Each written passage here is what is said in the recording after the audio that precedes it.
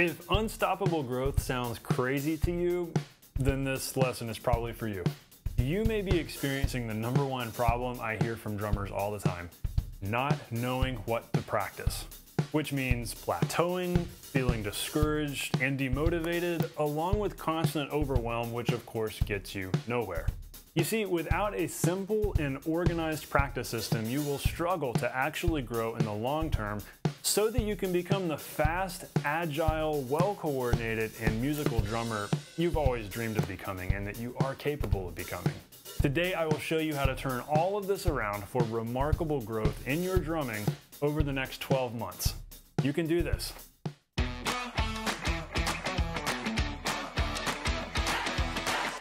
Hey, welcome to The Non-Glamorous Drummer. I'm so glad you're hanging out today. I hope you become the musician others want to jam with and have in their band. And we do this by teaching you the non-glamorous, core, most important skills that help you grow the fastest. And hey, speaking of that and speaking of knowing what to practice, I have a free gift for you in the description I want you to go grab. This is my Know What to Practice 3-part daily practice routine e-guide for the busy drummer. If you just got like 30 minutes a day, which anybody can commit to. You can make that 30-minute-a-day commitment if you really want to master the drums. And once you've done that, hey, this guide is going to help you know exactly how to fill that 30-minute slot each day so that you are consistently growing in a balanced way with no holes in your skill.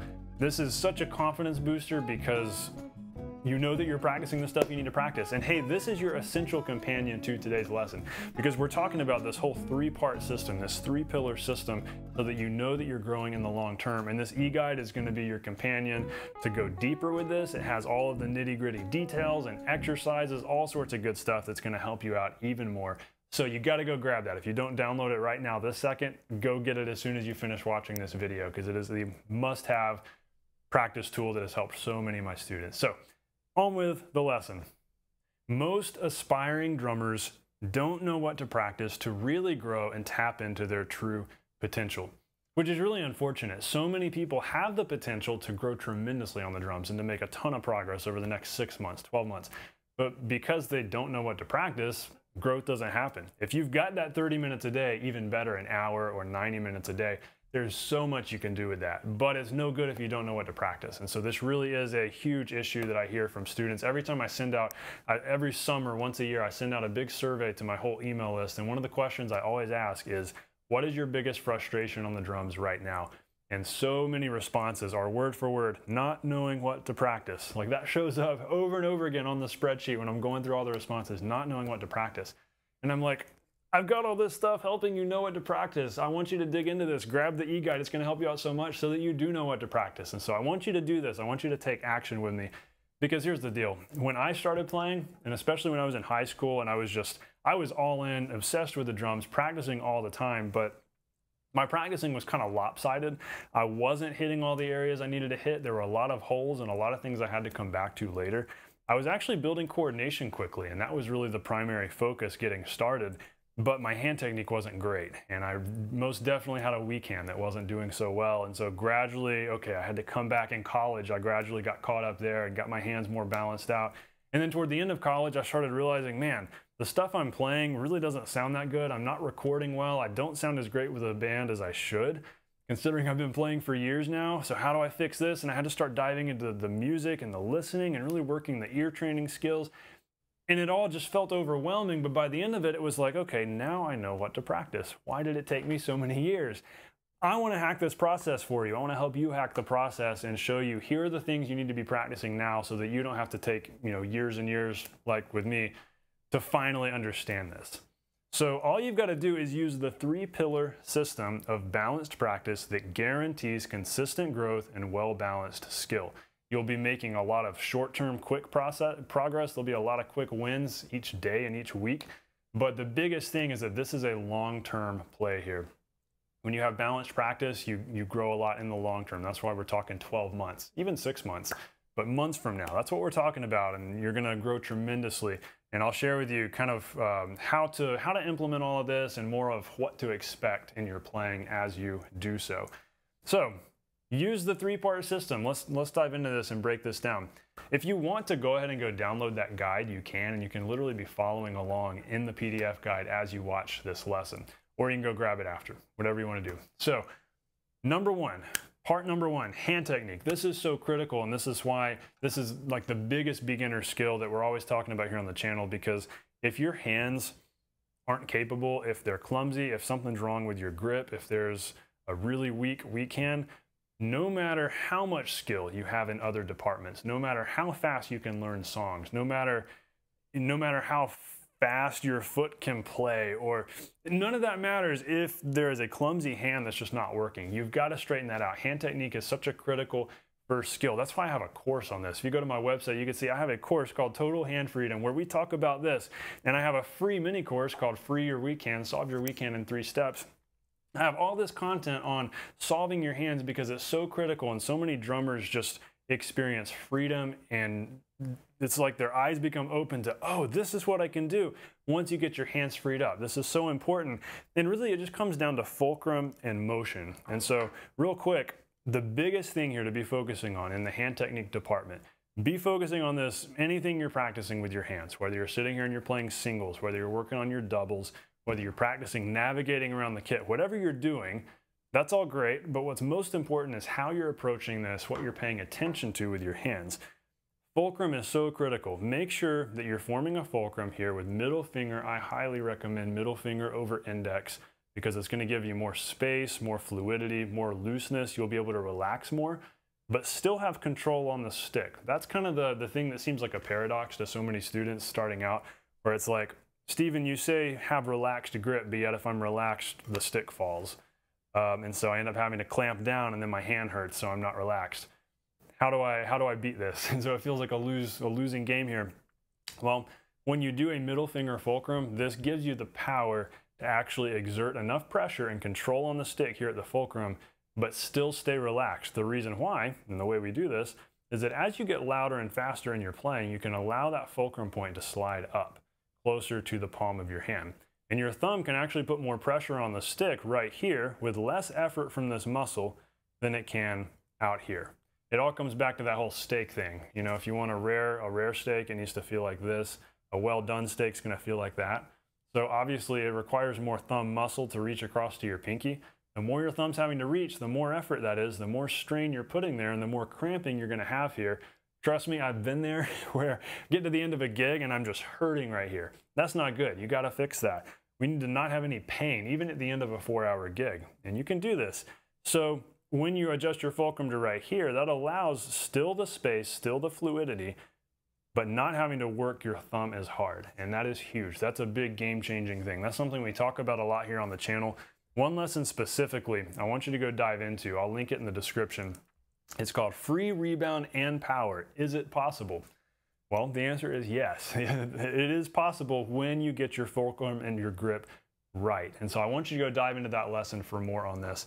That's going to help you out a whole bunch. And I'm linking a lot of resources for you in the description, because this is one of those kind of big, broad, overarching mindset kind of lessons where I want to help you out a bunch here, but you can kind of choose the route you take from here based on your weak areas, the areas that you know need more work. And so that's definitely a lesson to check out. By the way, there's an entire playlist here on the YouTube channel called Hand Technique. And so there's a lot of lessons you can dive into here that will help you out. And so that is a key first area of practicing, our pillar number one, be working on hand technique consistently. Part number two, pillar number two, coordination. The whole deal with coordination is that without it, everything is strenuous and frustrating and difficult, and you feel like you're just busting the capacity of your brain. And you can't wrap your head around the stuff you want to play, and you struggle to get the ideas in your head to come across on the kit.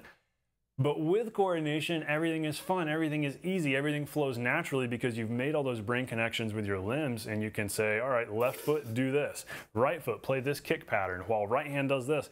It really is like a superpower, and you can totally gain it, but you've got to work on coordination. Now, here's the deal here. This is where a lot of people get tripped up, because I've got a lot of lessons here on the channel about coordination and a lot of things that will help you.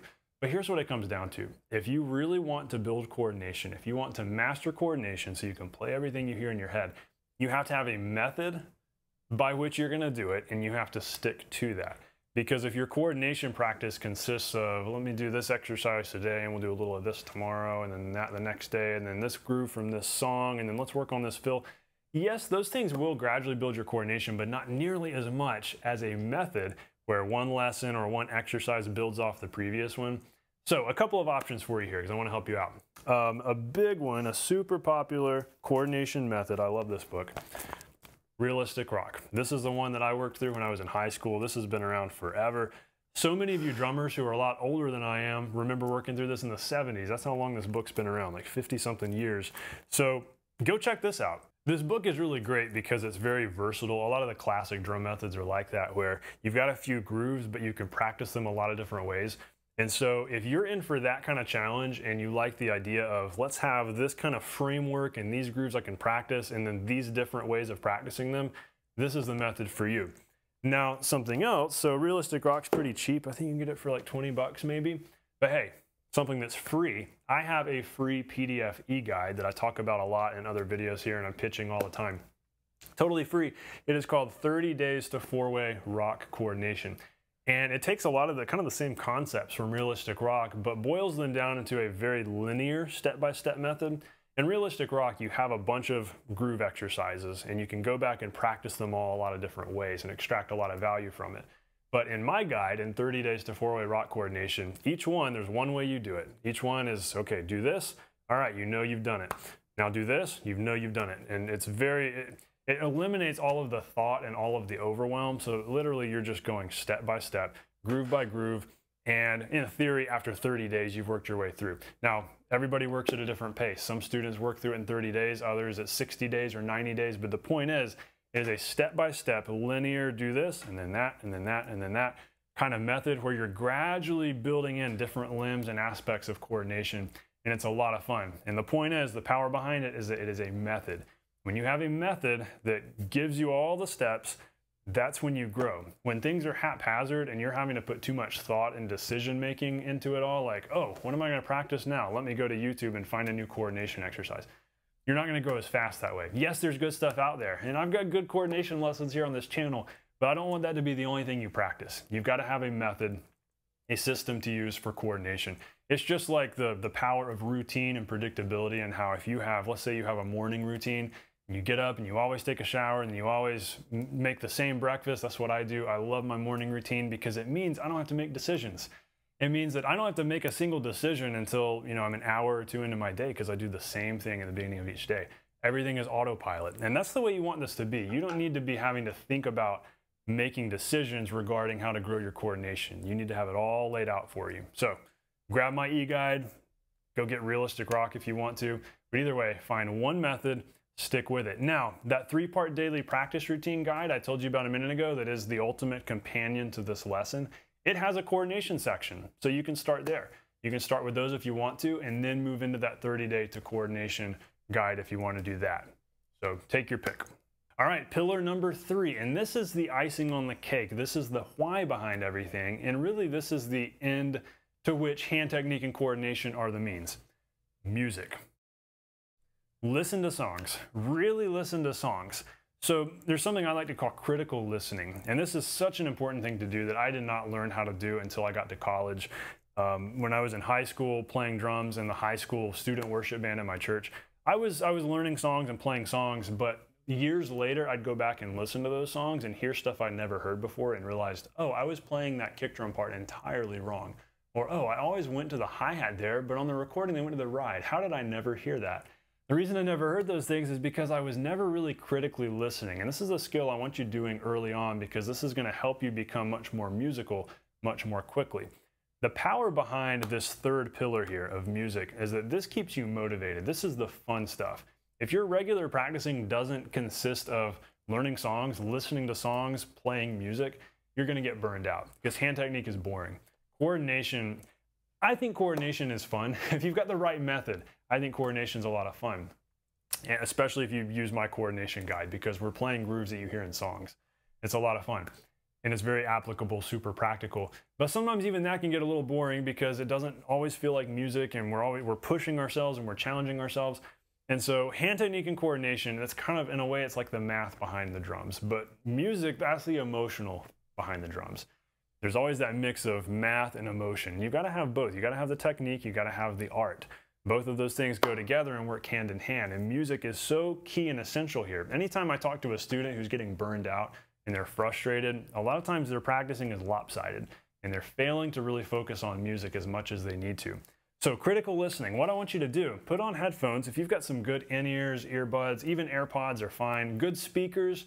Point is, have a good audio system, sit down in a comfortable chair. We're not talking about listening in the car or listening on a phone speaker. We're talking about create a great listening environment where you can just sit and focus and listen. And listen to the music, listen to the song several times. Pick a favorite song, especially like a Beatles song. A lot of those like classic songs from the 60s and 70s are great for doing this exercise because you can hear all the individual parts, which is what we want to do. So the first time you listen through it, listen for the drums, just the bass drum even. Say, all right, I'm going to only listen to the kick drum this first pass. Okay, now I'm going to only listen to the snare. Now I'm going to only listen to the timekeeping. Okay, now this fourth time through, I'm going to only listen to the fills. What is the drummer doing? What is he hitting whenever he plays a fill? And then the next time through, okay, let's pay attention to the bass and hear what the bass is doing. I'm going to only focus on the bass. And the next time through, I'm going to only focus on the vocal. It doesn't really matter what order you do this in. The point is, have a pass, a listen through for each critical element of the song, especially the vocal and especially the drums. And then listen through just listening to the piano or the acoustic guitar or the electric guitar. And what you're doing is you're really training your ear to zero in on things. And this is such an important skill because when you're playing with people, when you're playing in a band, you need to be able to do this. And in a way, this is building some aural coordination because you're learning to pay attention to this part and how this fits with this part. And what you'll get to where you're able to do this on the fly while you're playing, which is a really cool coordination feat where you're playing and you're using four-way coordination, but you're also listening to that bass player or you're listening to that vocalist, and you're able to internalize and process all of this because you've spent the time practicing your hand technique so you don't have to think about your hands, they're on autopilot, practicing your coordination so that everything is fun and easy, and practicing your listening so that as you're playing, literally the drums are just an extension of your body and you're just being expressive and creating music and interacting with what's going on around you. That is really fun, and that's the place you want to be, where it's that freedom stage of drumming where you're just jamming, improvising, creating, and you have the skills of a session drummer where you're able to create parts and think musically and not worry about the technique involved because you've got all that squared away and you've done your coordination homework where everything is freed up and you can play what you hear in your head. Now, one bonus point here to the music category: if you can play with people, that is so invaluable. I understand some of you are at that beginner stage where you don't feel quite ready to yet, or you're in a situation where it's hard to find people to play with. Do the best you can to find people, even if it's relatives, even if it's just some friends jamming in a garage. If you live in a city that has jam sessions at venues, go to the jam sessions. If you play at your church, fantastic. So many of you do that. That's how I got started playing. My first time ever playing with people was at my church, and it was terrifying. It was so scary the first time I ever played with people, but you can do it. I didn't feel capable, but the more I did it, the more I played with people, the more confidence I built, the more comfortable I started to feel behind my instrument. And it got easier, and it actually became really fun after a while. And so if you can play with people, that helps pull all these skills together into a real world environment where you can grow like crazy. That's so critical. All the best drummers in the world have spent decades playing with people. And then beyond that, playing with people on records, recording. And so that's kind of that next step. So you've got the stuff you do in your practice room, but then get out and play with people and then record yourself. And if you can record with people, that's the top skill. That'll really hone your skills and really polish your skills, polish your playing and your drum sounds and all that good stuff. That's like the icing on the cake, that top 5–10%. And so that's a great progression to think through. You know, practice, spend time in your practice room, then get out, play with people, and then record yourself. And once the opportunities come, you can start recording with other people. That is fantastic. That's going to help you so much in just getting to a level that you never thought possible.